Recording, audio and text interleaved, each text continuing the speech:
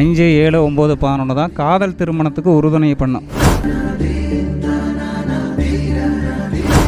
ஒரு வீட்டில் நின்று நீங்கள் திசையை பார்க்கும் பொழுது உச்சப்பகுதி எது நீச்சப்பகுதி எதுன்னு முதல்ல ஈஸியாக புரிஞ்சுக்கலாம்.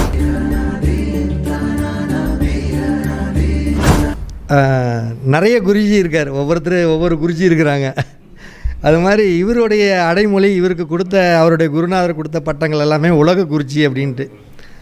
அப்போ உலக குருஜி விஜயகுமார் அவர்கள் வந்து பார்த்திங்கன்னா அந்த ஜோதிடத்தில் சின்ன சின்ன நுணுக்கங்கள், அதாவது பெரிய பெரிய நுணுக்கங்கள்லாம் பெரியவங்க பேசிட்டாங்க, நான் சின்ன சின்ன நுணுக்கங்கள் மட்டும் சொல்கிறேன் அப்படின்ட்டு இருக்காரு. நம்ம விஜயகுமார் ஐயா அவர்களை சரவணபவ ஜோதிட அறிவாலயத்தின் சார்பாக வருக நான் அன்போடு நம்ம வரவேற்கலாம். கைகளை கொஞ்சம் தட்டி ஆரவாரம் பண்ணுங்கள். மேட்ரு நிறைய உள்ள ஆள் தான், கொஞ்சம் வேலை வாங்கணும். நம்ம வேலை வாங்கினோம்னா அவர்கிட்ட நிறைய கற்றுக்கலாம்.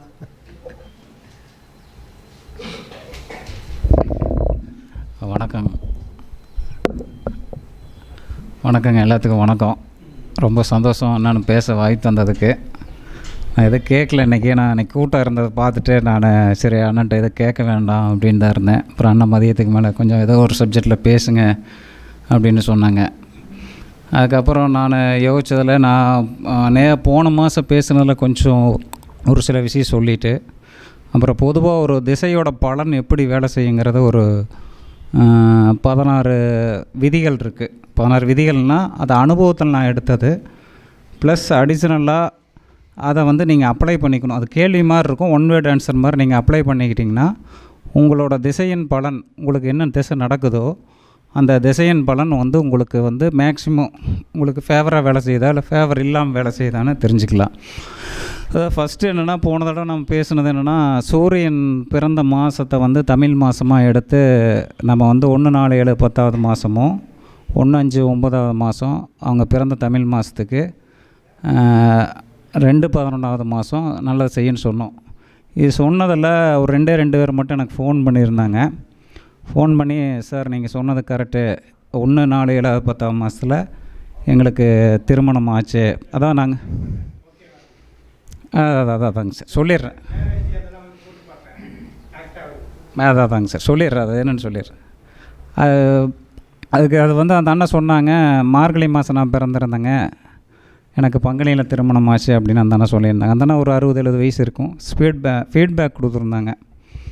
அப்புறம் இன்னொரு அண்ணன் வந்து அவர் ஆனால் மனைவிக்கு ஒத்து வரலைங்க. ஆனால் வந்து அது வந்து அவங்க ஆவணி மாதம் பிறந்திருந்தாங்க, பங்குனின்னு. அப்போ நான் ஒன்று சொன்னேன், ஒருத்தருக்கு ஒத்து வந்தால் போதும், கணவருக்கோ அல்லது மனைவிக்கோ இந்த தமிழ் மாதம் ஒத்து வந்தால் போதும் அப்படின்னு சொன்னேன். அப்புறம் இன்னொரு அண்ணன் வந்து கேட்டிருந்தாங்க, நான் ஃபோனை கொஞ்சம் கரெக்டாக எடுக்க முடியல, கொஞ்சம் கோயிலுக்கு போனதுனால. அவங்க என்ன கேட்டிருந்தாங்கன்னா, சார் என் பையனுக்கும் ஆனி மாதம் பொண்ணுக்கும் ஆனி மாதம் திருமணமானது தை மாதம் 8ஆம் மாதம், அது ஒத்து வரலைங்களே அப்படின்னு அவங்க கேட்டிருந்தாங்க. அதுக்கப்புறம் எங்கள் சித்தியும் கூட அதை ஒன்று கேட்டாங்க. அவங்க சித்திரை மாதம் பிறந்திருந்தேன், ஆனி மாதம் தான் எனக்கு திருமணம் ஆச்சு, 3வது மாதம் 6வது மாதம் 8வது மாதம் ஒத்து வர மாட்டேங்குது, 12வது மாதம் ஒத்து வர மாட்டேங்குதுன்னு சொல்லிவிட்டு அதை கேட்டிருந்தாங்க. இதில் ஒரு விடை என்ன எனக்கு கிடச்சிதுன்னா, சூரியன் நம்ம எடுத்துடுறோம், சூரியனுக்கு எடுக்கும் பொழுது அந்த விஷயம் எல்லாமே நடந்துருது, பாசிட்டிவாக நடந்துருது. இதுக்கு அடுத்து என்ன எடுக்கும்னா, சந்திரனுக்கு எடுத்தோம்னா அது கரெக்டாக வருது. லக்னாதிபதிக்கு எடுத்தோம்னா அந்த 1, 4, 7, 10 மாதம் கரெக்டாக வந்துடுது. அதுக்கு அடுத்து என்ன எடுக்கும்னா, லக்கணத்துக்கு எடுத்திங்கன்னா 1, 4, 7, 10க்கும் 1, 5, 9க்கும் 2, 11வது மாதத்துக்கு ரொம்ப கரெக்டாக வருது. அதை எடுத்து பார்த்துட்டேன். இவங்க சித்தி வந்து மீன ராசி, அவங்களுக்கு வந்து சந்திரன் வந்து மீனத்தில் தான் இருக்கும். அப்போ அவங்களுக்கு சந்திரன்லேருந்து எடுக்கும் பொழுது கரெக்டாக ஆனி மாதம் மேரேஜ் வருது. அப்போ சூரியனுக்கு மட்டுமே அது எடுத்துக்கணும்னு அவசியம் இல்லை. சூரியனுக்கு எடுத்துக்கிறது மெயின் பாயிண்ட்டு தமிழ் மாதம். இதுக்கு அடுத்து லக்னாதிபதி எந்த இடத்துல இருக்குதோ அதை தமிழ் மாதமாக வச்சுங்க, லக்னத்தையும் தமிழ் மாதமாக வச்சுங்க. தமிழ் மாதம் மாறாது. இப்போ மேசனா சித்திரை மாறாது, ரிஷபனா வைகாசி மாறாது. அந்த தமிழ் மாதம் அப்படியே லைனாக தான் வந்துட்டுருக்கும். தமிழ் மாதத்தை நம்ம மாற்றுறதே இல்லை. சூரியன்லேருந்து பார்க்குறோம், சந்திரன்லேருந்து பார்க்கணும், இதை லக்கணத்திலிருந்து பார்த்து லக்னாதிபதியிலிருந்து பார்த்திங்கன்னா உங்களுக்கு அதில் எல்லாமே கரெக்டாக வந்துடுதுங்க. அதாவது மறுபடியும் என்ன ஆகுதுன்னா, அந்த 3, 6, 8, 12வது மாதமும் உங்களுக்கு நன்மை செய்கிற மாதமாக உங்களுக்கு வந்துடுது. பார்த்திங்கன்னா அது கரெக்டாக வருது. வேணால் எல்லாத்துக்கும் எடுத்து செக் பண்ணிக்கங்க, அது வந்து ஒரு கரெக்டாக வந்து சேருது. அதுக்கடுத்து இன்றைக்கி வந்து எல்லோரும் நிறைய விஷயம் பேசுனாங்க. அதிலிருந்து ஒரு 4 பாயிண்ட் சொல்கிறேங்க. அதாவது 5, 7, 9 11வது மாதங்கள் வந்து அண்ணன் குழந்தை விஷயத்தை சொல்லிகிட்டு இருந்தாங்க. முதல் குழந்தை, 2வது குழந்தை, 3வது குழந்தை அப்படின்னு. அதாவது இந்த 5வது மாதம், 7வது மாதம் 9, 11ங்கிறது இந்த நம்மளோட 5ஆம் இடம்ங்கிறது அதாவது எண்ணங்களை குறிக்கும். 5, 7, 9, 11 தான் காதல் திருமணத்துக்கு உறுதுணை பண்ணும்.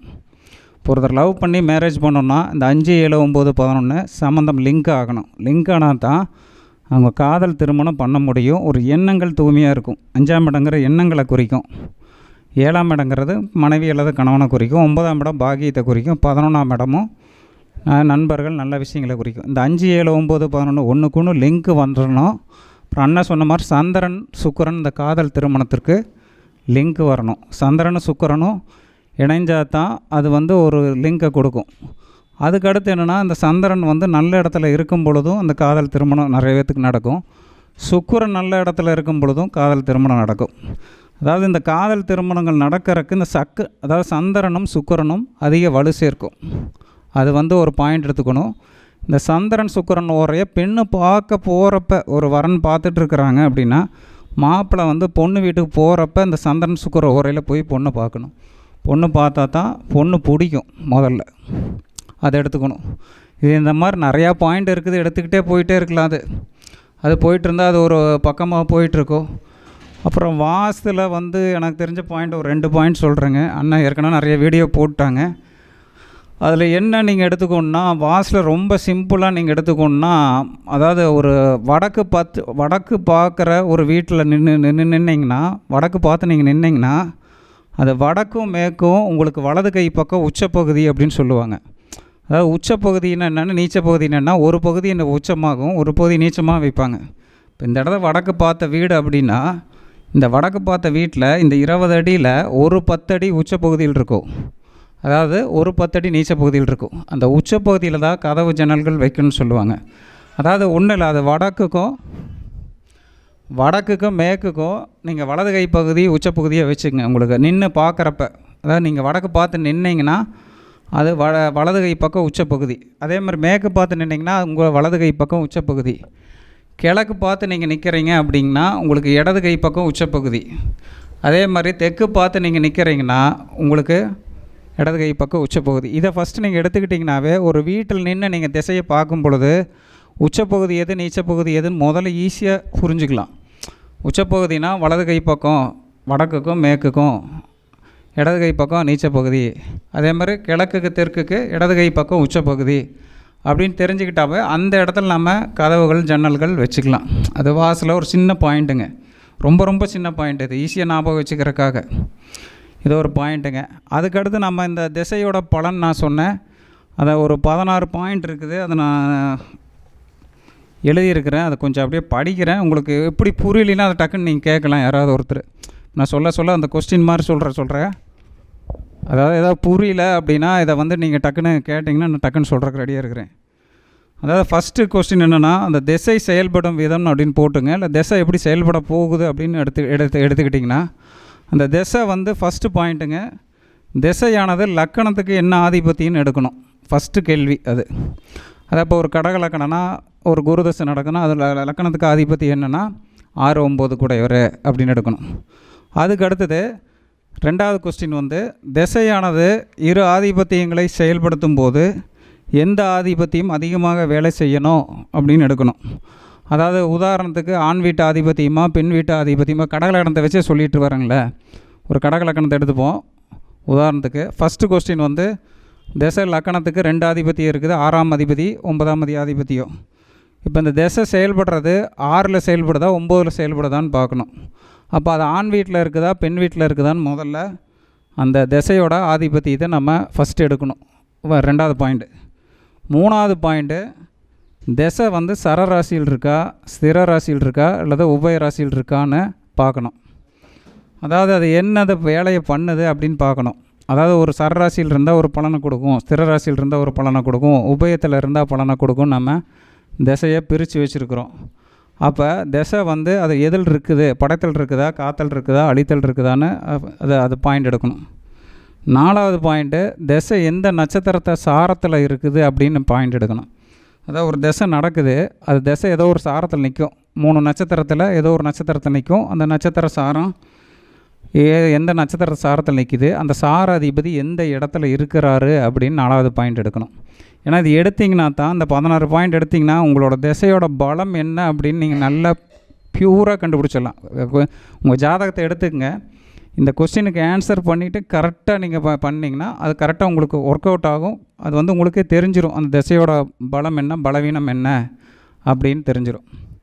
அதுக்கடுத்து 5வது பாயிண்ட் வந்து திசையானது லக்கணத்துக்கு எந்த இடத்துல இருக்குது அப்படின்னு பார்க்கணும். அதாவது லக்கணத்துக்குன்னா இப்போ 3ல் இருக்குதா, 6ல் இருக்குதா, மறைவு ஸ்தானத்தில் இருக்கா, இல்லை நல்ல இடத்துல திசையானது இருக்குதா அப்படின்னு நீங்கள் செக் பண்ணணும்.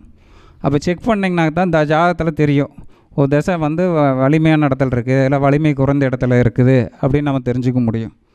அதுக்கடுத்து வந்து திசையானது 3 நட்சத்திரத்து வழியாக செயல்படும்.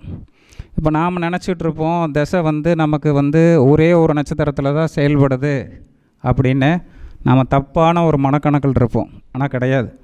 நீங்கள் எந்த ராசியில் வேணால் திசை நடந்துட்டு போகுதுங்க, அதில் 3 நட்சத்திரத்து வழியாக தான் திசை இயங்கும். அந்த ராசியில் ஒரு நட்சத்திரத்து வழியாக தான் திசை இயங்கிட்டு இருக்குன்னு நாம் எல்லாருமே நினச்சிட்ருப்போம். 3 நட்சத்திரத்து வழியாக அந்த திசை இயங்கும். அது நம்ம கண்ணுக்கு தெரியாது. கண்ணுக்கு தெரியாமல் அது என்ன பண்ணால் அந்த 3 நட்சத்திரத்தின் வழியாக அந்த திசை 16 வருஷமோ 20 வருஷத்தை 3 பார்ட்டாக பிரித்து வேலை செய்யும். அது நம்ம அனுபவத்தில் தான் தெரிய முடியும். ஒரு பெரிய பெரிய திசைகள் நடந்து முடியும் பொழுது உங்களுக்கு அனுபவத்தில் அது தெரிந்து கொள்ள முடியும். அதுக்கடுத்து ஒரு ராசியில் 3 நட்சத்திரம் இருக்குது இல்லைங்க சார், அது வந்து ஒரு ராசியில் 3 நட்சத்திரம் இருக்குன்னா இப்போ உங்களுக்கு என்ன ராசியில் திசை நடக்கும் சொல்லுங்கள். ஏதோ ஒரு ராசியை சொல்லுங்கள். ஏன்னா இப்போ மீனத்தில் நடக்குதுண்ணா திசை. சரிங்க. இப்போ மீனத்தில் வந்து பூரட்டாதி, உத்திரட்டாதி, ரேவதி நட்சத்திரம் இருக்குது. 3 நட்சத்திரம் இருக்குது. நீங்கள் ஒரு நட்சத்திரத்தில் மட்டும் கிரகம் வந்து திசை நடக்குன்னு நினச்சிட்ருப்பீங்க. ரேவதியில் மட்டும் நின்றுட்டுருக்குன்னு சார் நினச்சிட்ருப்பாருங்க. கிடையாது. பூரட்டாதி, உத்திரட்டாதி, ரேவதி 3 நட்சத்திரத்தை வழியாக அந்த திசை இயங்கும். இப்போ அது ஏதோ ஒரு திசையை சொல்லுங்களேன்.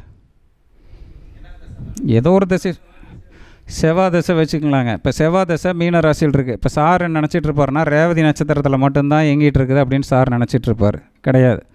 பூரட்டாதி, உத்திரட்டாதி, ரேவதி 3 நட்சத்திரத்து வழியாக திசை நடக்கும். இது 7 கிரகங்களுக்கு கிளாக் வைஸில் திசை இயங்கிட்டு இருக்கும்.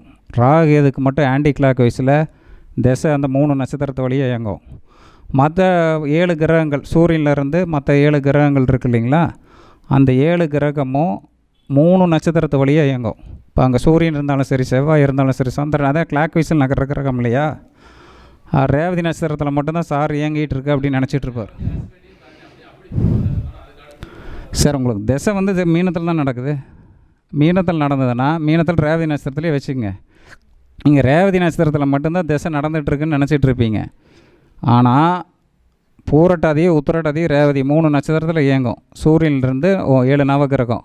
இப்போ ராகு அங்கே நிற்கிதுன்னு வச்சுங்க, ராகுவோ கேதுவோ உங்களுக்கு பேக்கிலிருந்து இயங்கும். ஃபஸ்ட்டு ரேவதி நட்சத்திரம் இயங்கும், 2வது உத்திரட்டாதி இயங்கும், 3வது பூரட்டாதி இயங்கும்.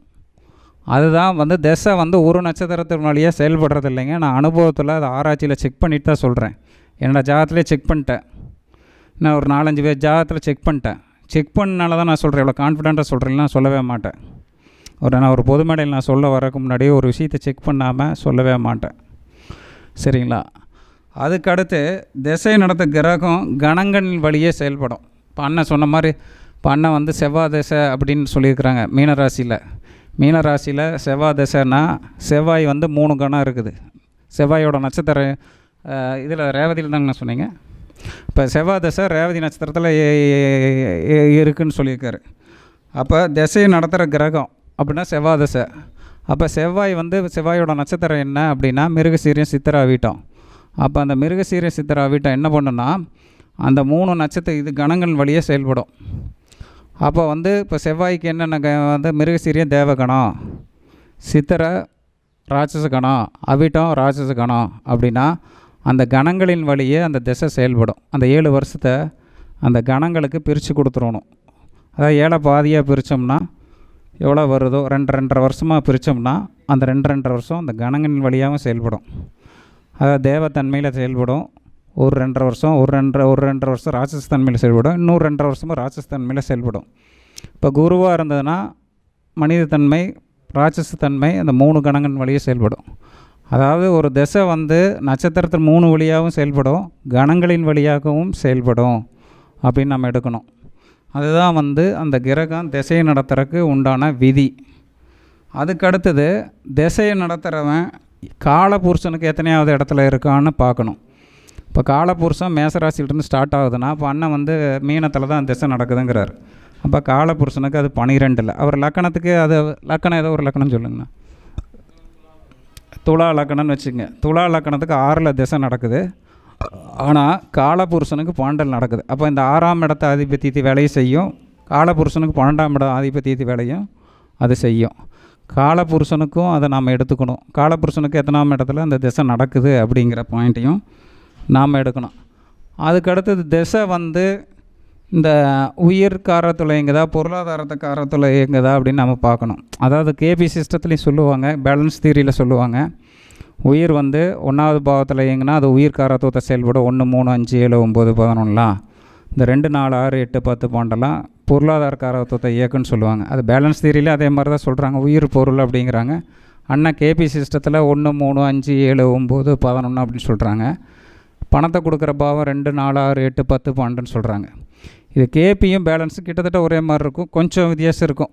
ஆனால் அது படிக்கலை, பட் அது டீட்டெயில் அந்த மாதிரி அதை எடுத்துக்கணும். நாம் அதில் வந்து நம்ம எடுக்கும் பொழுது அது வந்து உயிர் காரத்துவத்தில் இயங்குதா, பொருளாதாரத்து காரத்தில் இயங்குதா, திசை நடத்துகிறவன் அப்படின்னு நம்ம எடுத்துக்கணும். ஏன்னா ஒரு திசையை நடத்துகிறவனுக்கு இத்தனை விதிகள் இருக்குது. இந்த விதிகள் நம்ம செல்லுபடி பண்ணி பார்க்கணும். நம்ம ஜாதகத்தில் அப்ளை பண்ணி பார்த்தா தான் நமக்கு எந்த மாதிரி பலன் நடந்துகிட்டு இருக்குது அப்படின்னு நம்ம முதல்ல வந்து தீர்மானமான முடிவுக்கு வந்துட முடியும். இந்த திசை இவ்வளோ தான் வேலை செய்யும், இல்லை செய்யாது, இல்லை மீடியமாக செய்யும் அப்படிங்கிற கான்செப்டுக்கு ஃபஸ்ட்டு வந்துடணும். அதுக்கடுத்தது திசையானது கர்ம ராசியில் நிற்கிதா, தர்ம ராசியில் நிற்கிதா, காம ராசியில் நிற்கிதா, மோட்ச ராசியில் நிற்கிதான்னு பார்க்கணும். அதாவது தர்மம், கர்மம், காமம், மோட்சம்னு சொல்கிறீங்க இல்லைங்களா. மேசராசியிலிருந்து மேசராசி தர்மம், ரிஷபராசி கர்மம், மிதுனம் வந்து காமம், கடகம் வந்து மோட்சம் அப்படின்னு அப்படி லைனாக சொல்லிட்டு வரோம் இல்லையா. அது தர்மத்தில் நின்னா உங்கள் திசை ஃபுல்லாக தர்ம வழியில் தான் உங்களை செயல்படுத்தும்னு சொல்லிடலாம். கர்மத்தில் நின்னா நீங்கள் உழைச்சி பணம் சம்பாதிப்பீங்கன்னு சொல்லிடலாம். காமத்தில் இருந்தால் நீங்கள் இன்பத்தை தான் தேடிட்டு இருப்பீங்க சார், ஜாலியாக இருக்கிற விரும்புவீங்க, உங்களுக்கு பிடிச்ச விஷயத்தை தான் செய்வீங்கன்னு சொல்லிடலாம். மோட்சத்தில் இருந்ததுன்னா நீங்கள் எல்லா இன்ப துன்பத்தையும் அனுபவித்து அதிகமாக ஆன்மீக வழியில் போவீங்க அப்படின்னு அந்த திசையை நடத்துகிறவனை வச்சே நீங்கள் சொல்லிடலாம். அதுக்கு தான் திசையை நடத்துகிறவன் தர்மமாக, கர்மமாக, காமமாக, மோட்சமானு பார்க்கணும். அதுக்கு அடுத்து வந்து திசைக்கு வீடு கொடுத்தவன் எங்கே இருக்கிறான் அப்படின்னு எடுக்கணும். இப்போ திசைக்கு வீடு கொடுத்தோன்னா அண்ணன் செவ்வாய் திசை, அதுக்கு வீடு கொடுத்தவர் வந்து குரு. அப்போ மீனத்தில் இருக்காருன்னு சொல்லியிருக்காரு. அப்போ வீடு கொடுத்த குரு எங்கே இருக்கிறாருன்னு அவர் ஜாதகத்தில் பார்க்கணும். அது நல்ல பொசிஷனில் இருக்குதா இல்லை இல்லையா. ஏன்னா திசைக்கு வீடு கொடுத்தவர் வந்து ஒரு நல்ல பொசிஷனில் இருக்கணும். அப்போது அதுவும் நம்ம எடுத்துக்கணும் பாயிண்ட்டு. அதுக்கடுத்து திசையை நடத்துகிற கிரகம் தனியாக நின்று திசையை நடத்துதா, இல்லை அதிக கிரகத்தோட ஒரு 2 கிரகத்தோடு சேருதா, 3 கிரகத்தோடு சேருதா, 4 கிரகத்தோடு சேருதா, இல்லை 5 கிரகத்தோடு சேர்ந்து திசை நடக்குதான்னு நம்ம பார்க்கணும். ஒரு கிரகத்தோட தனியாக திசை நடந்துக்கிறது ரொம்ப ரொம்ப பெஸ்ட்டு. இந்த 2 கிரகம், 3 கிரகம், 4 கிரகம் சேரும் பொழுது அதுக்கான பலன் உங்களுக்கு நடக்கும். இப்போ திசை நடத்துகிறனோட ஒரு 4 கிரகம் சேர்ந்துன்னா என்ன பண்ணால் மீதி அது என்ன லக்கணத்துக்கு என்ன அதிபத்தியமோ அதோட பலன்லாம் அந்த திசையில் கலந்து நடந்துகிட்ருக்கும். இப்போது ஒரு திசை நடத்துகிறவன் தனியாக நின்றுட்டானா பிரச்சனை இல்லை, ஏதோ ஒரு கட்டத்தில். அதோட 2 கிரகம், 4 கிரகம், 3 கிரகம் சேர்ந்ததுன்னா அந்த 3 கிரகத்துக்கோட பலன், 4 கிரகத்துக்கோட பலன், 2 கிரகத்துக்கோட பலன் வந்து அந்த திசையை நடத்துகிறவனுக்கு கொடுப்பான். கொடுக்கும் பொழுது என்னென்னா அந்த திசை முடிகிற வரைக்கும் முன்னேற முடியல, இல்லை ஏதாவது வளர்ச்சி அடைய முடியல, இல்லை ஏதாவது இப்போ ப்ளஸ்ஸும் மைனஸும் கலந்துட்டு நடந்துகிட்டு இருக்குது அப்படின்னு நமக்கு ஒரு சலுப்பு வரும். அப்போ திசை நடத்துகிறவனை முடிஞ்ச வரைக்கும் தனியாக இருக்கிறது பெஸ்ட்டு. அதிக கிரகங்களோட சேராமல் இல்லை நல்ல கிரகங்களோட சேர்றது பெஸ்ட்டு அப்படின்னு எடுத்துக்கணும். அதுக்கடுத்து வந்து திசை நடத்துகிற கிரகத்துக்கு சுபர் பார்வை இருக்குதான்னு நம்ம பார்க்கணும், கம்பல்சரி பார்க்கணும். திசை நடத்துகிற கிரகம் இப்போ நமக்கு ஒரு இடத்துல திசை நடக்குது, அதை குரு பார்க்கணும். குரு 5ஆம் பார்வையோ அல்லது 9ஆம் பார்வையோ அல்லது 7ஆம் பார்வையோ பார்த்தா தான் அந்த கிரகத்தில் கஷ்டப்பட்டுட்டு இருந்தால் கூட அந்த திசை முடிகிறதுக்குள்ளே நீங்கள் மேல் இடத்துக்கு வந்துட முடியும், உயர்ந்த இடத்துக்கு வர முடியும். ஏன்னா உங்களுக்கு குரு பார்வை இருக்குது. திசையை நடத்துகிறவனே குரு பார்க்குது. குரு பார்க்க கோடி நன்மைங்கிறனால உங்களுக்கு 9ஆம் பார்வையாக அந்த திசையை நடத்துகிறவரை பார்க்குது, 7ஆம் பார்வையாக பார்க்குது, 5ஆம் பார்வையாக பார்க்குதுன்னு நீங்கள் ஆட்டோமேட்டிக்காக நீங்கள் சொல்ல முடியும். சொன்னால் தான் அது வந்து கரெக்டாக வரும். இல்லைன்னா வேறு ஏதாவது சுபகிரக பார்வைகள் அதில் இருக்கான்னு பார்க்கணும். இப்போ சந்திரனோட பார்வையோ, சுக்கிரனோட பார்வையோ, அல்லது புதனோட பார்வையில், அது 7ஆம் பார்வை தான் பொது பார்வை. அப்போ அந்த பார்வையாவது குரு அந்த திசை நடத்துகிறவருக்கு இருக்குதா? பாவகிரகங்கள் பார்வை இல்லாமல் சுபகிரகங்களோட பார்வை அந்த திசை நடத்துகிறவருக்கு இருக்குதான்னு நீங்கள் பார்க்கணும். இதை பார்த்தீங்கன்னா உங்களுக்கு ஒரு சொல்யூஷன், தீர்வு கிடைக்கும். அதுக்கடுத்து சட்பலத்தில் அந்த திசை வந்து பலவீனமானு பார்க்கணும். அது ஜாதகத்தில் கடைசி கட்டத்தில் உங்களுக்கு போட்டிருப்பாங்க, கம்ப்யூட்டர் ஜாதகத்தில் போட்டிருப்பாங்க. சட்பலத்தில் இந்த திசை உத்தமம், இந்த திசை மத்தியமோ, இந்த திசை அதமம்னு போட்டிருப்பான். ஒவ்வொரு கிரகத்துக்கும் போட்டிருப்பாங்க. குருவுக்கு, சுக்கிரனுக்கு, லைனாக சூரியன்லேருந்து போட்டிருப்பாங்க. அதில் நீங்கள் பார்த்தாலும் ஒரு ரிசல்ட் உங்களுக்கு தெரிஞ்சிடும். அந்த திசை வந்து மத்தியம் பலன் தான் கொடுக்குது, இல்லை உத்தம பலனை கொடுக்குது, இல்லை வந்து பலனை வந்து குறைச்சி கொடுக்குது அப்படின்னு ஆட்டோமேட்டிக்காக தெரிஞ்சிடும். அப்புறம் திசையை நடத்துகிற கிரகம் நமக்கு ஏதோ ஒரு ராசி கட்டத்தில் இருக்கும். அங்கே 30 டிகிரி இருக்கும். ஒரு ராசியில் ஒரு 30 டிகிரி இருக்கும். அந்த 30 டிகிரியில் ஒரு 5 டிகிரிக்கு மேலேயாவது 20 டிகிரிக்கு மேலேயாவது திசையை நடத்துகிறவன் நல்ல இடத்துல இருந்து அந்த திசை நமக்கு நடக்கணும். அப்போ தான் அந்த கிரகம் டிகிரியிலையாவது பலமாக இருக்குன்னு நம்ம எடுக்க முடியும். அப்போ தான் அந்த திசை நல்லா கொஞ்சம் வேலை செய்யும். அதை நம்ம எடுத்துக்கணும். அப்புறம் திசையை நடத்துகிறது அண்ணன் சொன்ன மாதிரி ஒரு நட்சத்திர சாரத்தில் இருக்கும். அது நம்ம பிறந்த நட்சத்திரத்துக்கு எத்தனாவது, 2வது நட்சத்திரமாக வருதா, 4வது நட்சத்திரமாக வருதா, 6வது நட்சத்திரமாக வருதா, 8வது நட்சத்திரமாக வருதான்னு எடுக்கணும். அதாவது நம்ம பிறந்த நட்சத்திரத்துக்கு திசை நடத்துகிற நட்சத்திரம் சாதகம் இல்லையா, 2வது நட்சத்திரமாக வருதா, 4வது நட்சத்திரமாக வருதா, பிறந்த நட்சத்திரத்துக்கு திசை நடத்தக்கூடிய கிரகத்தின் நட்சத்திரம் எத்தனாவது நட்சத்திரமாக வருது. ஆமாங்க, அது 2 இருந்ததுன்னா நல்லது, 4 இருந்தால் நல்லது. பிறந்த நட்சத்திரத்துக்கு 6 இருந்தால் நல்லது, 8 இருந்தால் நல்லது. 3, 5, 7 வந்தால் கொஞ்சம் சிரமம். அப்போ அந்த திசை பெருசாக ஃபேவராக வேலை செய்யாது. 3 இருந்தால் ஒரு சின்ன ஆபத்து, இடைஞ்சல், விபத்து இதை கொடுக்கும். 5 இருந்ததுன்னா மனத்துயரத்தை கொடுக்கும். பிறந்த நட்சத்திரம் திசை நடத்துகிற நட்சத்திரம் வந்து நட்சத்திர அதிபதி 7ஆக இருந்ததுன்னா இடைஞ்சல், அது விபத்து, மரணம், இல்லை சிரமம் இதெல்லாம் கொடுக்கும். இந்த மாதிரி நீங்கள் திசையை நடத்துகிறது கிட்டத்தட்ட இது வந்து ஒரு 16 பாயிண்ட் நான் எடுத்துருக்கிறேன். இதுக்கு மேலேயும் அதில் இருக்கலாம். சப்போஸ் எனக்கு தெரியாத விஷயம் இருக்கலாம். அதை நீங்கள் எடுத்துட்டிங்கன்னா ஓரளவு வந்து கரெக்டாக வந்துடும். ஏன்னா இதை வந்து நீங்கள் வந்து இப்போ நான் சொல்கிறது வந்து கொஞ்சம் புரியாத மாதிரி கூட இருக்கலாம். அதனால் நீங்கள் மறுபடியும் இதை கேட்டிங்கன்னா உங்களுக்கு ஆட்டோமேட்டிக்காக அதில் இருக்கிற நல்ல விஷயம், திசை நடத்துகிறது இத்தனை விஷயம் இருக்குதான்னு உங்களுக்கு ஈஸியாக புரிஞ்சிடும். அதை நீங்கள் உங்கள் ஜாதகத்தில் எடுத்துக்கிட்டு ஒரு டைம் கிடைக்கிறப்ப, நேரம் கிடைக்கிறப்ப ஒவ்வொன்றுக்கு ஆன்சர் பண்ணுங்கள். 16 இது கொஸ்டின்னா அந்த கொஸ்டினுக்கு ஆன்சர் பண்ணிங்கன்னா ஒரு 10 கொஸ்டினுக்கு மேலே வந்துருச்சுன்னா அந்த திசை உங்களுக்கு நல்லா வேலை செய்யுதுன்னு அர்த்தம்.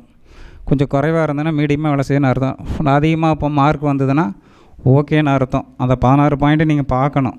பார்த்திங்கன்னா தான் அது வந்து ரிசல்ட் கிடைக்கும். அதுக்கடுத்து வந்து இதில் வேறு எதாவது நீங்கள் கேட்குறீங்களா? சரிங்க. இல்லை வேறு யாருக்கும் அதில் டவுட் இருந்ததுன்னா கேளுங்க. இல்லை இப்போ ஜாதகம் நம்ம இங்கே போடுற டைம் இல்லைங்க சார், அதனால தான், வேறு ஒன்றும் இல்லை. போர்டு இல்லை. உங்களுக்கு புரிஞ்சிருக்குன்னு நினைக்கிறேன். வந்து ஓரளவு கொஞ்சம் இல்லை மறுபடியும் இன்னொரு டைம் இதை கேட்டிங்கன்னா உங்களுக்கு புரிஞ்சிடும். சார் நீங்கள் யாரோ கேட்குறேன்னா கேளுங்க.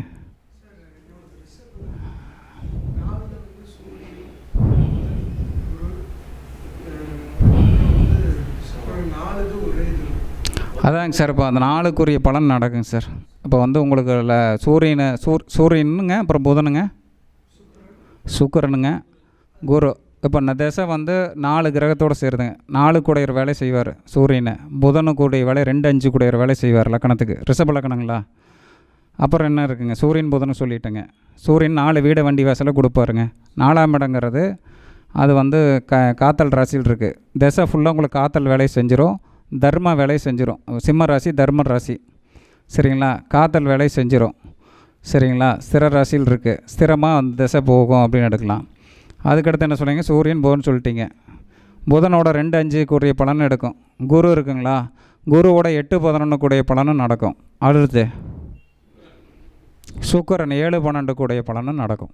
நீங்கள் என்ன நினச்சிட்டு இருப்பீங்க, 4ஆம் இடத்துல சூரியன் மட்டும், சாரிங்க, சுக்கிரன் வந்து 1, 6, சுக்கிரன் 1, 6, 1, 6 கூடிய பலனை, இந்த 2, 5 கூடிய பலன், 8, 11 கூடிய பலன், 4 கூடிய பலன், இந்த 4மே நடக்குங்க. நீங்கள் திசை முடிஞ்சிங்கன்னா தான் அதை வந்து நல்லா அனலைஸ் பண்ண முடியும். திசை நடந்துகிட்ருக்கிறப்ப அனலைஸ் பண்ணவே முடியாது. அதை நீங்கள் கணக்கு போட்டிங்கன்னா கரெக்டாக வராது. திசை முடிகிறப்ப பெரிய திசையாக இருந்தால் ரொம்ப நல்லாவே அனலைஸ் பண்ணி உங்களுக்கு தெரிஞ்சிடும் ரிசல்ட்டு. சின்ன திசைங்கிறனால என்னங்க, முடிஞ்ச திசைக்கு நீங்கள் கணக்கெடுத்து பாருங்கள். இப்போ நடக்கிற திசைக்கு நீங்கள் முடிஞ்சாலும் கணக்கெடுத்து பாருங்கள், கரெக்டாக வரும். சரிங்களா? அந்த நாளுக்குமே கரெக்டாக வரும். ப்ளஸ் அடிஷ்னலாக மற்ற இது கரெக்டாக வரும். மற்றது கரெக்டாக வர்றதை நீங்கள் எடுத்துக்கிட்டிங்கன்னா பெரிய திசையில் எடுத்துக்கிட்டிங்கன்னா ரொம்ப கரெக்டாக வரும். இப்போ சூரியன் ஒரு ஆதிபத்திய வீடுங்கிறனால ஒரு ஆதிபத்திய பலன் தான் உங்களுக்கு செய்யும். 4ஆம் இட வீட்டு ஆதிபத்திய பலன். இப்போ 2 ஆதிபத்திய பலன்னா 2 ஆதிபத்திய பலனை செய்யும். இப்போ அது ஒரு ஆதிபத்திய பலனுங்கிறனால அந்த ஒரு ஆதிபத்திய பலனை தான் அதிகமாக செய்யும். அதில் இந்த புதன் இதெல்லாம் இருக்கு இல்லைங்களா, அதோட பலனையும் செய்யும். அப்போ சூரியனோட நட்சத்திரம் என்னென்னா கிருத்திகை, உத்திராடம். அப்போ அது மனுஷ கணத்தில் இயங்குதா, தேவ கணத்தில் இயங்குதா, ராட்சச கணம், அதையும் பார்த்துங்க. கிருத்திகைனா ராட்சச கணம், உத்தரனா மனுஷ கணம், உத்திராடனாலும் மனுஷ கணம், அதுலேயும் இயங்கும். அந்த சூரியனோட வருஷம் அந்த 3 நட்சத்திரத்தில் இயங்கும். ஃபஸ்ட்டு 2 வருஷம் 6 வருஷம் இருக்கு இல்லைங்களா, 6 வருஷத்தை நீங்கள் 3ஆக பிரிச்சுக்கணும். 3 நட்சத்திரத்துக்கு கொடுத்துடணும். 6 வருஷத்தை 3 நட்சத்திரத்துக்கு கொடுத்துட்டிங்கன்னா ஒவ்வொரு நட்சத்திரத்துக்கு 2 வருஷம். சூரியன் வந்து கிளாக் வைஸில் தான் சுற்றுற கிரகம். மக நட்சத்திரத்தில் உங்களுக்கு 2 வருஷம் பலன் நடக்கும், உங்களுக்கு தெரியாது. பூர நட்சத்திரத்தில் ஒரு 2 வருஷம் பலன் நடக்கும். உத்தர நட்சத்திரத்தில் 2 வருஷம் பலன் நடக்கும். புரிஞ்சுதுங்களா? இப்போ சூரியன் வந்து நீங்கள் ஒரே ஒரு நட்சத்திரத்தில் மட்டும் பலன் நடந்துகிட்டு இருக்குன்னு நினச்சிட்டு இருப்பீங்க, கிடையாது. மக நட்சத்திரம், பூர நட்சத்திரம். மக நட்சத்திரம்னா இப்போ வந்து சூரியன் வந்து உங்களுக்கு வந்து 4ல் இருக்குது, உங்களுக்கு காத்தல் ராசியில் இருக்குங்க. தர்மத்தின் வழியில் அந்த திசை உங்களை கொண்டு போகும். 5ஆம் இடம் காலபுருஷனுக்கு பொழுதுபோக்கில் கொண்டு போகும். நல்ல விஷயங்களை கொண்டு போகும், குழந்தை செல்வத்தை கொடுக்கும், நல்ல விஷயங்களை பண்ணி கொடுக்கும். சூரிய திசையில் அப்படின்னு எடுக்கணும். அதுக்கடுத்து இந்த கேது எங்கே இருக்குதுன்னு பார்க்கணும். ஆனால் ஃபஸ்ட்டு கேதுவோட நட்சத்திரத்தில் தானே இயங்கும். அப்போ கேது எந்த இடத்துல இருக்குதுன்னு பார்க்கணும். கேது எந்த இடத்துல இருக்குங்க? கேது மிதனத்தில் இருக்குது. அப்போ ஃபஸ்ட்டு 2 வருஷம் பணத்தை கொடுப்பாருன்னு எடுக்கணும். ஏதோ ஒரு வகையில் பணத்தை கொடுப்பார். 2ஆம் இடங்கிறது பணம் என்னங்க. அது அந்த ஃபஸ்ட்டு 2 வருஷம் நல்லது கெட்டது கலந்து நடக்கும். ஏன்னா உபயத்தில் இருக்குது கேது. அப்போ நல்லது கெட்டது கலந்து நடக்கும். சரிங்களா? அப்போ பணத்தையும் கொடுக்கும், அது 2ஆம் இடத்துல இருக்கிறனால. அடுத்து பூர நட்சத்திரத்தில் நடக்கும். சுக்கிரன் எங்கே இருக்குங்க? சுக்கிரன் அங்கேயே இருக்கா? அப்போ வீடு வண்டி, அடுத்த 2 வருஷம் வீடு வண்டி வாசல் கல்வி சம்மந்தப்பட்டதை இயக்கும். 2வது 2 வருஷம், 2 வருஷத்துக்கு மேலே சரிங்களா, வீடு வண்டி வாசலை இயக்கும், கல்வி இயக்கும், அதை இயக்கும். அடுத்த 2 வருஷம் அதுங்க சூரியன் அங்கேயே தான் இருக்குது. அப்போ வீடு வண்டி வாசல் தாய் வர்க்கம் இதெல்லாம் கல்வி மேன்மை இதெல்லாம் இயக்கும். இப்படி தான் திசை எடுக்கணும். நம்ம ஒரே ஒரு நட்சத்திரத்தில் மட்டும் நடந்துகிட்டு இருக்குது திசை அப்படின்னு நம்ம நினச்சோம்னா நம்ம கண்டிப்பாக ஏமாந்து போவோம் என்னங்க. அப்போ ஆட்டோமேட்டிக்காக அதை எடுத்துக்கிட்டிங்கன்னா இந்த திசையோட பலன் வந்து இதுதான் வேலை செய்யும். இதுங்க சூரியன் ஆரம்பிச்சிருக்குங்களா? இப்போ எத்தனை வருஷம் ஆச்சுங்க? ஒரு உதாரணத்துக்கு சொல்லுங்கள். இப்போ நான் சொன்னதுக்காக நீங்கள் எதுவும் சொல்ல வேண்டாம். நீங்கள் எப்படி நான் சொன்னதில் கரெக்டாக இருக்கா இல்லை நீங்கள் எப்படின்னு ஒரு அனலைஸ் சொன்னீங்கன்னா தான் நான் இதுக்கு வந்து நான் அதை ஆராய்ச்சி பண்ணியிருக்கிறோம் இல்லைங்க, அதுக்காக சொல்கிறேன். இப்போ சூரிய திசை வந்து எத்தனை வருஷம் ஆகுதுங்க சார்? இல்லைங்க சார், சூரிய திசை வந்து எத்தனை, ஒரு தோராயமாவது சொல்லுங்கண்ணா.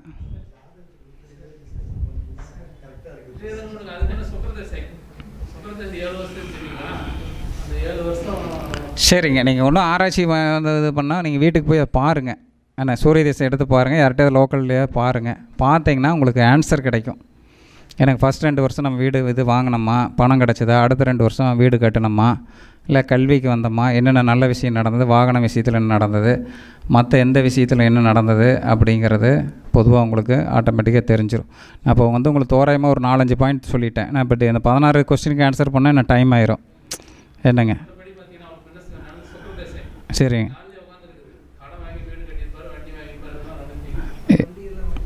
அதை தாங்க சொல்லிகிட்டு இருந்தோம். அதான் இப்போ சுக்கரனோட அந்த திசையெல்லாம் இருக்குல்ல, அது 1-6 கூட வேலை செஞ்சுருக்கும், கடன் வாங்கி வச்சுருக்கோம், 2-5 கூட வேலை செஞ்சுருக்கோம், 4 கூட வேலை செஞ்சுருக்கோம். இது எல்லாமே கலந்து செஞ்சுருக்கோம். ஒரு திசை தனியாக இருந்ததுன்னா அதை மட்டும் தனியாக செய்யும். 3 நட்சத்திரத்தை வழியாக இயக்கிட்டு இருக்கோம். அது தர்ம வீடா கர்ம வீடுன்னு இது நிறையா கிரகம் சேரும் பொழுது அதோட பலனையும் சேர்த்தி தான் செய்யும். அது சுக்கரன்லேயும் உங்களுக்கு சேர்த்தி தான் செய்யும், சூரியன்லேயும் சேர்த்தி தான் செய்யும். சரிங்களா? அப்படி பலன் எடுக்கணும். சுக்கரன்லேயும் அதே தான், சூரியன்லேயும் அதே மாதிரி தான் வந்து பலன் எடுக்கணும். ஆனால் சூரியன்லேயும் சுக்கிரன் கூட இருக்கிறாரு. அப்போ அதுலேயும் வந்து ஒரு வீடு கட்டினீங்கன்னா லோன் வாங்கி தான் கட்டணும். அப்போ அந்த மாதிரி பண்ணோம். வீடு கட்டுறது, வண்டி வாங்குறது, மற்ற விஷயம் பண்ணுறது, இதெல்லாம் பண்ணோம். அந்த 3 நட்சத்திரத்து வழியாக இயக்கம். இந்த கூட இருக்கிற கிரகங்கள் வழியாகவும் அதை இயக்கம் திசை. அவ்வளோதாங்க. இது எடுத்துக்கிட்டிங்கன்னா அதை நீங்கள் வந்து ஒரு திசையோட பலன் என்ன அப்படின்னு எடுத்துக்கலாம். அதுக்கடுத்து வந்து நம்ம வந்து பொதுவாக வந்து இந்த வருட கிரகத்தை நம்ம நிறைய டைம் பேசிட்டோம். அதை ஒரு 2 பாயிண்ட் மட்டும் சொல்லிடுறேன். வருட கிரகம் வந்து 30 வருஷம் வந்து சனியோட வருஷத்தை நம்ம எடுத்துக்கிறோம். குருவோட வருஷம் 12 வருஷம் எடுத்துக்கிறோம். ராகுகேது வருஷம் 18 வருஷம் எடுத்துக்கிறோம். ஃபஸ்ட்டு 30 வருஷம் நம்மளோட வாழ்க்கையில் பொது பலன் இது. நம்ம படிப்பு, வேலை, திருமணம் அப்படின்னு போயிடும். 2வது 30 வருஷம் நம்ம பணம் சம்பாதிக்கிறது, வீடு கட்டுறது அப்படின்னு வாழ்க்கை போயிடும். 3வது 30 வருஷம் அதோட சனியோட சொத்து சொல்கிறேங்க. 3வது 30 வருஷத்தில் நம்ம வந்து வீடு கட்டுறது, குழந்தைகளுக்கு திருமணம் பண்ணுறது அப்படின்னு போயிடும். இது வந்து சனியோட ஒவ்வொரு 30 வருஷத்துக்கு நீங்கள் பொதுவாகவே எடுத்துங்க. அதே மாதிரி குருவோட வருஷம் ஒவ்வொரு 12 வருஷத்துக்கும் நம்ம எடுத்துக்கலாம். இப்போ 12 வருஷம்னா ஒரு ஃபஸ்ட்டு குரு 12 ராசி சூத்திரக்கு 12 வருஷம்னா ஃபஸ்ட்டு 12 வருஷம் நம்ம ஆரம்ப கல்வியில் இருப்போம். 2வது 12 வருஷம் உயர்நிலை கல்வி, காலேஜ் படிப்பு, வேலை அப்படின்னு இருப்போம். 3வது 12 வருஷம் திருமணம் அப்படின்னு இருப்போம். 4வது 12 வருஷத்தில் வீடு கட்டுறது. அதாவது 12 வருஷமாக எடுத்துக்கிட்டே போயிட்டே இருங்க. 48ஓட முடிஞ்சிடும். அப்புறம் 5வது 12 வருஷம் 60 வயசில் முடிஞ்சிடும். அப்படி 12 வருஷமாக நீங்கள் எடுத்துட்டிங்கன்னா அதில் ஒரு விடை கிடச்சிரும். ஏன்னா ஒவ்வொரு 12 வருஷத்துக்கு என்ன நடக்குது, ஒவ்வொரு 12 வருஷத்துக்கும் நம்ம மனிதரோட வாழ்க்கையில் என்ன மாற்றங்கள் வருது. 60 வயசில் நிறைய பேர் ரிட்டையர்மெண்ட் ஆயிடுவாங்க கவர்மெண்ட்லேருந்து, பென்ஷன் பணம் வரும். அப்புறம் 60 to 72 முதுமை வந்துடும். எப்படியோ ஒவ்வொன்றா எடுத்துங்க. 73 to 84 இது 12 வருஷமாக பிரித்து எடுத்துட்டிங்கன்னா மனிதனோட வாழ்க்கை குருவோட 10 சுற்றில் வாழ்க்கையை நிறைவு செஞ்சிடலாம் 120 வருஷத்தை. என்னங்க அதை நீங்கள் எடுத்துங்க. அதுக்கடுத்து ராகுகேது ஒவ்வொரு 18 வருஷத்துக்கு எடுத்துங்க. ஃபஸ்ட்டு 18 வருஷம் ஆரம்ப கல்வி அப்படி எடுத்துங்க. அடுத்த 18 வருஷம் திருமணம், வேலை வாய்ப்பு இதெல்லாம் எடுத்துங்க. அதுக்கடுத்த 18 வருஷம் அப்படியே லைனாக எடுத்துங்க. 36 to 54 எப்படி இருந்தாலும் வீடு கட்டுவாங்க, குழந்தைகளுக்கு திருமணம் பண்ணுவாங்க. இல்லை 54 to 72 தங்களோட பையன் பேரனுக்கு திருமணம் பண்ணுவாங்க. இது அப்படியே ஒவ்வொரு 18 வருஷமும் ராகுகேதுக்கு எடுத்துங்க. இப்போ ஒன்றும் இல்லை, அது நம்ம எடுக்கும் பொழுது என்னென்னா, இப்போ நான் ஒரு அதிக விஷயத்தை பேசுகிறவங்க டைம் பார்த்தாது, நான் அண்ணனும் பேசணும். அதனால் அதில் 1 2 மட்டும் இப்போ சொல்லிடுறேன். இப்போ நம்ம வந்து 2020 ஜெயித்தோம் 17 வருஷம் கழிச்சு. கணக்குக்கு ராகுகேது சுற்று மாதிரி அதை எடுத்துக்கணும். ராகுகேது 12 ராசி சுற்றுறப்ப 18 வருஷம் நான் சொன்னேன். அது வந்து 2020 17 வருஷம் கழிச்சு இப்போ 18வது வருஷம் நம்ம மீண்டும் மறுபடியும் 2020 உலகக்கோப்பை வாங்கியிருக்கிறோம். 18 வருஷத்தில் 2007 ஒருக்கா வாங்கினோம். 2024 17 ஆண்டுகளுக்கு பின் உலகக்கோப்பை இந்தியா வாங்கியது அப்படின்னு போட்டாங்க. அப்போ இதை உலகத்தில் இந்த 18 வருஷம் 30 வருஷம் 12 வருஷம் எல்லாமே சூப்பராக நடந்துகிட்டு இருக்குது. நம்ம வாழ்க்கையில் மட்டும் நடக்கலை, இதுலேயும் நடக்குது. அதே மாதிரி 2020 வாங்கலான்னு சொல்லலாங்க சார். ஏன்னா அப்படி எடுத்துக்கலாம். 18 வருஷத்துக்கு ஒருக்கா ராகுகேதோட சுற்று வந்துருச்சுங்களா. 30 வருஷத்துக்கு ஒருக்கா வந்து நம்ம 28 வருஷம் கழித்து வாங்கினோம். 83 கபில் தேவ் தலைமையில் வாங்கினோம். 2011 தோனி தலைமையில் கப்பு வாங்கினோம். 28 வருஷம் கழிச்சுங்கிறது 30க்கு நெருங்கிருச்சுன்னு அர்த்தம். சனி சூத்தை எடுத்துக்கிட்டிங்கன்னா அது 30 வருஷம் நெருங்கிருச்சுன்னு அர்த்தம். ஏன்னா அது டைமிங் அதுதான். இப்போ அது கரெக்டாகவே நூல் பிடிச்ச மாதிரி 30 வருஷம் நடக்கலையாங்க சார்னு கேட்டுறாதீங்க. ஏன்னா சில டைம் என்ன ஆகுனா அதாங்க சார், அது என்னென்னா சில நேரம் சனி ஒரு கட்டத்தில் 2.5 வருஷம் கரெக்டாக இருக்க மாட்டார். 12 ராசி சுற்றி வந்தால் தான் 30 வருஷம். சில நேரம் 2.25 வருஷம் 2 வருஷம் 2 மாதம் அப்படி இருப்பார் சில ராசியில். அப்போ என்னென்னா சனியோட சொத்து 30 வருஷம் நம்ம கரெக்டாக அக்யூரேட்டாக எடுக்கணும். ஆனால் அதே சமயம் சில நேரம் 28 வருஷத்துலேயும் அந்த 12 ராசி சுற்றி முடிச்சுடுவார், 29 வருஷத்துல சுற்றி முடிச்சுடுவார். ஆமாம். அப்போ அது என்னென்னா கரெக்டாக வந்து நூல் பிடிச்ச மாதிரி சார் 30 வருஷத்துலேயே ஒன்றும் கரெக்டாக நடக்கலை அப்படின்னு கேட்டுறாதீங்க. ஏன்னா அது வந்து சில நேரம் என்ன ஆகுனா பிரார்த்தனை, பல கோடி இதயங்களோட நம்பிக்கை இருக்குது இல்லைங்களா, அது ஆட்டோமேட்டிக்காக அதுக்கு பவர் இருக்குது. அதுக்கு 1 வருஷம் 2 வருஷம் முன்னாடி கூட ஒரு நல்ல விஷயம் நடக்கும். கரெக்டாக 30 வருஷத்துலேயும் நடக்கணும் இல்லை, 29லேயும் நடக்கலாம், 28லேயும் நடக்கலாம். சில நேரம் 12 வருஷம் கோயில் கும்பாபிஷேகம்னு சொல்கிறோம். 12 வருஷமே எல்லாருமே கரெக்டாக நூல் பிடிச்ச மாதிரி எல்லா கோயிலும் பண்ணுறதில்ல. 13 வருஷத்துலேயும் பண்ணுறாங்க, 14 வருஷத்துலேயும் பண்ணுறாங்க, 5 வருஷத்தில் கூட பண்ணுறாங்க. எங்கள் குலதெய்வ கோயிலில் 5 வருஷம் ஆயிடுச்சுங்க மறுபடியும் கும்பாபிஷேகம் வரக்கு. கரெக்டாக 12 வருஷம் முடிகிறப்போ கொரோனா வந்துருச்சு. இப்போ அது 11-12 தான் இருந்தது. கரெக்டாக குருவோட அந்த 12 ராசி சூத்திர வருஷம் முடிஞ்சோன்னா சரி கும்பாபிஷேகம் வரப்போகுதுன்னு நம்ம நினச்சிட்டு இருக்கிறப்போ கொரோனா வந்துருச்சு. அப்போ என்ன 2 வருஷம் தள்ளி தான் 13 14 வருஷத்தில் 5 வருஷத்தில் பண்ணாங்க. சில நேரம் என்னென்னா முன்ன பின்ன அதுக்கு வந்து கொஞ்சம் அட்ஜஸ்ட் ஆகும். அதை நமக்கு அக்யூரேட்டாகவே பார்க்கணுன்னு அவசியம் இல்லை. அதாவது கொஞ்சம் சூழலுக்கு தகுந்த மாதிரி சில இடத்துல நம்ம பார்த்துக்கலாம். 1947 இந்தியாவுக்கு சுதந்திரம் கிடச்சிது. 30 வருஷம் கழித்து 77 எம்ஜிஆர் வந்து கட்சியில் ஜெயித்தார். புதிய இந்தியா பிறந்தது 47, 77 30 வருஷம் கரெக்டாக எம்ஜிஆர் ஆட்சிக்கு வந்தார். அதே மாதிரி தான் 67 கலைஞர் முதல்வராக இருந்தார். 67 69 99 கலைஞர் முதல்வராக இருந்தார். 81 அதிமுக இருந்தது. 2011 அதிமுக இருந்தது. 81 to 86 அதிமுக இருந்தது. 30 வருஷம் கழிச்சு மறுபடியும் 2011 to 2016 அதிமுக இருந்தது. இதெல்லாம் அக்யூரேட்டாக வந்து நடக்குது. இப்போ நம்ம திட்டமிடலையோ காலபுருஷம் விதி இயக்குது. அந்த 30 வருஷத்தை 12 வருஷத்தை 18 வருஷத்தை இது எல்லாத்துக்கும் எடுத்துக்கங்க. இது எல்லாம் எடுத்துக்கிட்டிங்கன்னா அதிலிருந்து உங்களுக்கு விடை நிறையா விஷயம் கிடச்சிக்கிட்டே வரும். அந்த 12 18 30 வருஷத்தில் பார்த்தீங்கன்னா அதில் வந்து நீங்கள் எப்போவுமே எடுத்துக்கிட்டே வாங்க அப்படின்னு தான் நான் சொல்லிவிட்டு உங்களிடமிருந்து விடைபெறுகிறேன். வாய்ப்பு தந்த பரணி பாரதி அண்ணனுக்கு ரொம்ப நன்றி தெரிவிச்சுக்கிறேன். நன்றி, வணக்கம்.